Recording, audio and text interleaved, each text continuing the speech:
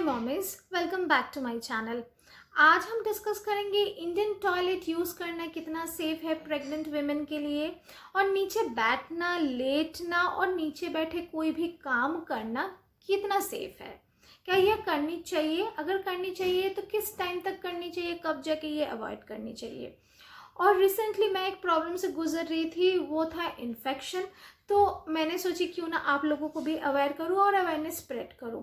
तो कैसे आप इन्फेक्शन से बच सकते हैं, रेमेडीज़ क्या क्या है, कैसे कौन सा चीज़ को आपको दिमाग में रखते हुए प्रेगनेंसी को लीड करना है, यही सब इसी वीडियो में आज हम डिस्कस करेंगे। सो विदाउट एनी आडू, let's get started with the video. अगर हम एंशियंट टाइम में हमारे दादी नानी के टाइम पे गौर करेंगे तो हम देख सकते हैं कि उस टाइम पे इंडियन टॉयलेट बहुत ही ज़्यादा यूज़ होता था, और उसी के कारण जो नॉर्मल डिलीवरी होता था वो बहुत ही स्मूथ तरीके से हो जाता था। और अभी ज़्यादातर लड़कियां सी सेक्शन के लिए ऑप्ट करते हैं। इवन अगर हम नॉर्मल डिलीवरी के केसेस भी देखेंगे तो काफ़ी ज़्यादा घंटे का लेबर पेन होता है। प्रेगनेंसी एक बहुत ही नॉर्मल बायोलॉजिकल प्रोसीड्योर है। जब एक गर्ल बर्थ लेते हैं तो उसके अंदर वो सारे क्वालिटीज़ होते हैं ताकि वो प्रेगनेंसी को सपोर्ट कर पाए, उसके बॉडी उस प्रेगनेंसी को सपोर्ट कर पाए। बट हाँ, थर्ड ट्राइमेस्टर में जाके जब बेबी बम्प बहुत ही बड़ा हो जाता है, उस टाइम पे नीचे बैठे टॉयलेट करना, यूरिन करना काफ़ी मुश्किल हो जाता है।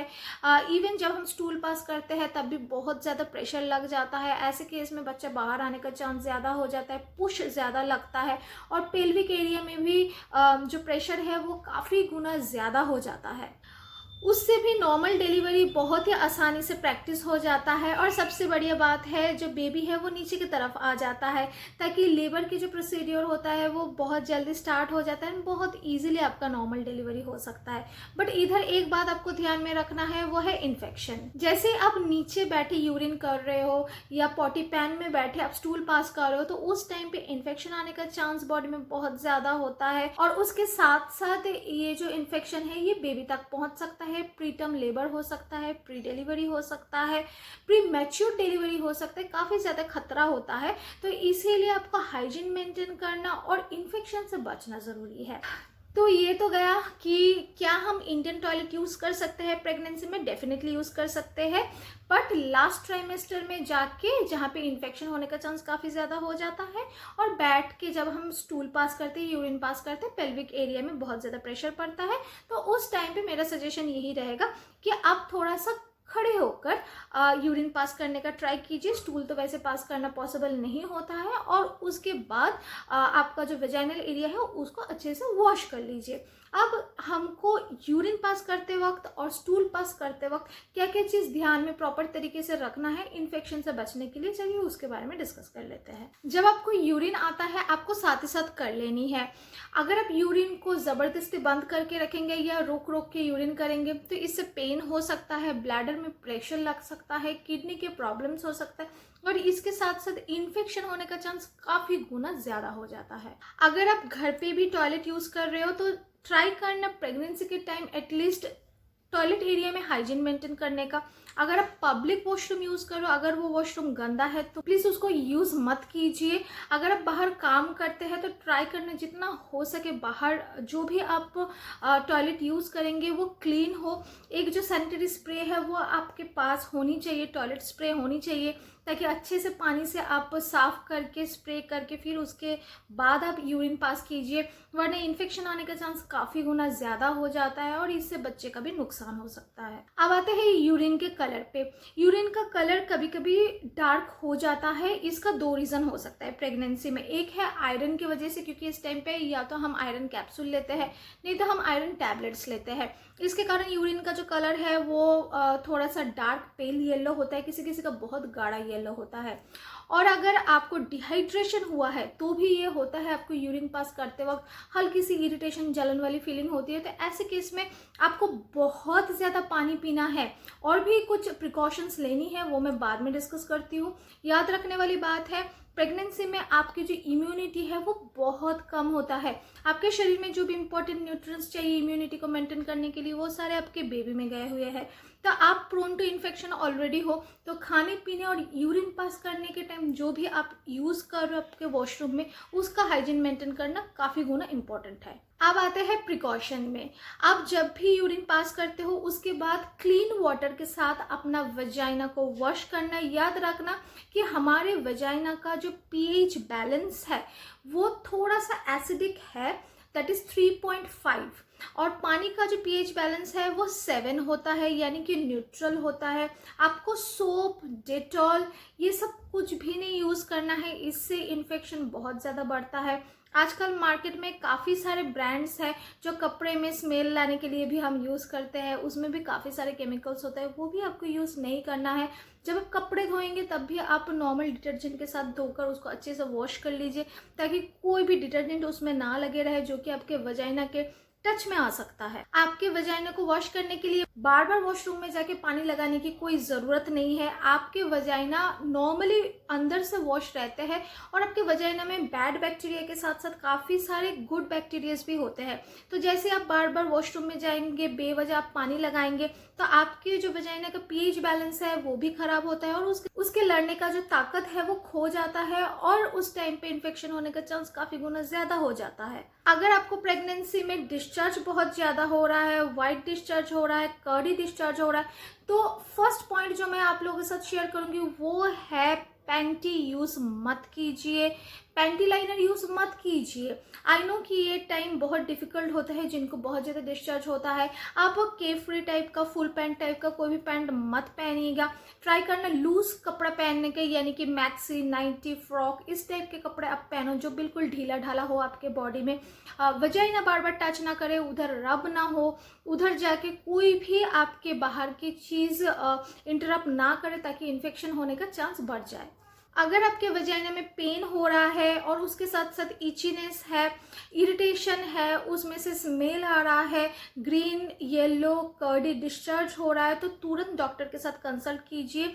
ऐसे सिम्टम तभी आता है जब आपके इन्फेक्शन बहुत ही ज़्यादा बढ़ जाता है, हाइजीन मेंटेन नहीं होता है, या तो किसी न किसी तरीके से आपके बॉडी में वजाइना के थ्रू से इन्फेक्शन आ जाता है, तो डॉक्टर आपको एक मेडिसिन, एक ऑइंटमेंट प्रोवाइड कर देंगे, उससे आप बहुत ही जल्दी ठीक हो जाओगे। तो प्लीज़ ऐसे केस में आप वेट मत कीजिए, नहीं तो बच्चा तक वो पहुंच सकते हैं और इन्फेक्शन भी फैल सकते हैं।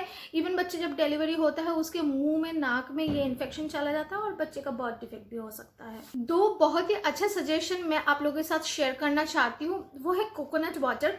कोकोनट वाटर में जो भी आपको इन्फेक्शन रोकने वाला चीज़ होता है सब कुछ मौजूद होता है, तो बिना सोचे आप कोकोनट वाटर लीजिए।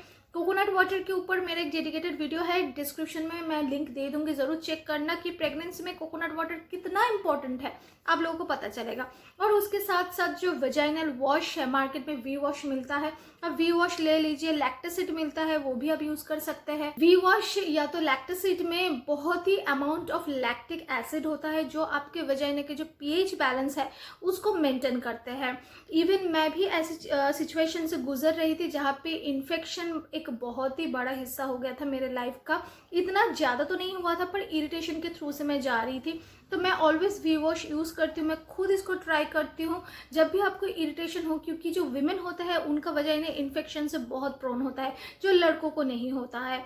तो वी वॉश रेगुलरिटी मेंटेन करके कीजिए। अगर आप रेगुलर नहीं भी यूज़ कर रहे हो तो हफ्ते में 3 दिन ज़रूर यूज़ कीजिए प्रेगनेंसी में, इससे आपका जो इन्फेक्शन है वो काफ़ी गुना कम रहता है। अब हम स्टूल के बारे में बात करते हैं। देखिए, प्रेगनेंसी के टाइम पे कॉन्स्टिपेशन होना एक बहुत ही बड़ा सिम्टम है और आयरन के टैबलेट्स और कैप्सूल जो भी हम लेते हैं वो तो काफ़ी गुना ज़्यादा रिस्पॉन्सिबल होते हैं कि हमारा कॉन्स्टिपेशन बढ़ जाए, और साथ ही साथ बेबी अगर पोस्टीरियर में है तो भी हमारे जो एनस वाले साइड है उसमें प्रेशर पड़ता है तो स्टूल पास करना मुश्किल हो जाता है। तो अगर ऐसे केस में आपको स्टूल आ रहा है और आप ज़बरदस्ती रोक रहे हो तो इससे आपको हेमोरॉइड की प्रॉब्लम्स हो सकता है, पाइल्स और फिशुला की प्रॉब्लम आ सकता है, तो आपको बिल्कुल भी स्टूल को रोकना नहीं है। उसके साथ साथ जो प्रॉब्लम आपको हो सकता है वो है एक्सट्रीम गैस और एसिडिटी का प्रॉब्लम, जिससे आपके बच्चे को भी नुकसान पहुंचेगा। आप इस चीज़ को नॉर्मली भी अवॉइड कर सकते हैं। मैदा वाला चीज़ आप कम खाइए, बाहर के जंक फूड कम खाइए, स्पाइसी फूड कम खाइए, और जिस चीज़ में ऑयल ज़्यादा होता है वो ऑयली फूड ट्राई कीजिए ना खाने का। उसके साथ साथ बहुत अमाउंट ऑफ वाटर आप ड्रिंक कीजिए। कोकोनट वाटर तो मैंने बोल ही दिया है। साथ ही साथ दही आपके डाइट में रखिए। ये दही आपको इन्फेक्शन से भी बचाता है और साथ ही साथ आपके जो स्टूल है उसको भी क्लियर करने में काफ़ी हद तक हेल्प करते हैं। अगर आप मेडिसिन के बारे में बात करेंगे तो मार्केट में डुफालैक और लैक्टिहेप, ये दोनों मेडिसिन मौजूद है जो प्रेगनेंसी के टाइम हम सबको प्रेफर करते हैं। लैक्टिहेप आप ऑल्टरनेटिव डेज में ले सकते हैं अगर आपको कॉन्स्टिपेशन बहुत ज़्यादा है। अगर कम है तो हफ्ते में एक बार 20 ml करके ले सकते हैं। जो लैक्टिहेप है वो थोड़ा सा लाइट है, और अगर आपका कॉन्स्टिपेशन बहुत गुना ज़्यादा है तो आप डुफालैक भी यूज़ कर सकते हैं। मेडिसिन के साथ साथ जिस बात का आपको ध्यान रखना है वो है क्या खाना है क्या नहीं खाना है, वो तो मैंने बता दिया। देखिए, फाइबर रिच फूड्स लेना बहुत ज़्यादा ज़रूरी है। उसमें आता है दाल, सारे टाइप के दाल सब ट्राई कर सकते हैं, यानी कि पल्सेस। उससे आपका जो ये स्टूल पास करने का प्रॉब्लम है वो काफ़ी गुना कम हो जाता है। प्रेगनेंसी में हम सजेस्ट करते हैं कि एटलीस्ट दिन में 2 कटोरी दाल खाओ अगर आपके कॉन्स्टिपेशन का प्रॉब्लम है। और उसके साथ साथ एक प्रिकॉशन है वो भी आपको लेना है। देखिए, फ्रूट्स वगैरह जो भी है वो तो आपको लेना ही है। फ्रूट्स में काफ़ी गुना ज़्यादा फाइबर होते हैं, पल्सेस से भी ज़्यादा होता है। तो फ्रूट्स का आप जूस निकल के मत पिया कीजिए। आप हो सके तो मौसम्बी हो, ऑरेंज हो, उसको अच्छे से अपने टीथ के थ्रू से उसका जूस निकाल के आप खाइए। इससे क्या होता है, जो फाइबर होता है वो आपके बॉडी में जाता है, और जब आप जूस निकल के पीते हो तो आधा फाइबर निकल गया होता है। अगर आप अनार भी ले रहे हो तो अनार के दाने कुछ लोग फेंक देते हैं, तो मैं सजेस्ट करूंगी प्लीज़ आप इसको इस्तेमाल करो, आप खाओ, आप अंदर इंटेक करो, क्योंकि अनार के जो दाने होते हैं उसमें भी बहुत गुना ज़्यादा फाइबर होता है। वो भी आपके कॉन्स्टिपेशन के प्रॉब्लम को हटाएगा।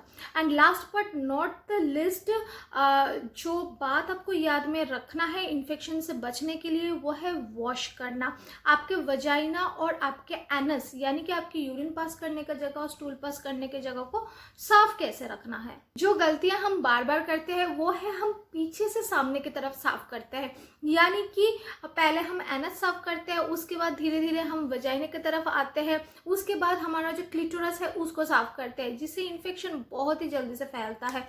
क्योंकि आपके जो एनस है उधर से आप स्टूल पास करते हो, उधर जो इन्फेक्शन है वो काफ़ी गुना ज़्यादा है आपके वजाइना से, और आपका वजाइना बहुत ही ज़्यादा प्रोन है इन्फेक्शन से। तो जैसे आप पीछे से रब करके आप सारे इन्फेक्शन को लेकर आ रहे हो तो वो आराम से वजाइना के अंदर इनपुट हो जाता है और उससे इन्फेक्शन हो सकता है। वैसे भी एक बात याद रखने वाली है कि विमेन के जो 2 पार्ट्स होते हैं एक्सक्रीट करने का वो बिल्कुल पास पास होता है, इसलिए वुमेन को इन्फेक्शन होने का चांस काफ़ी गुना ज़्यादा होता है।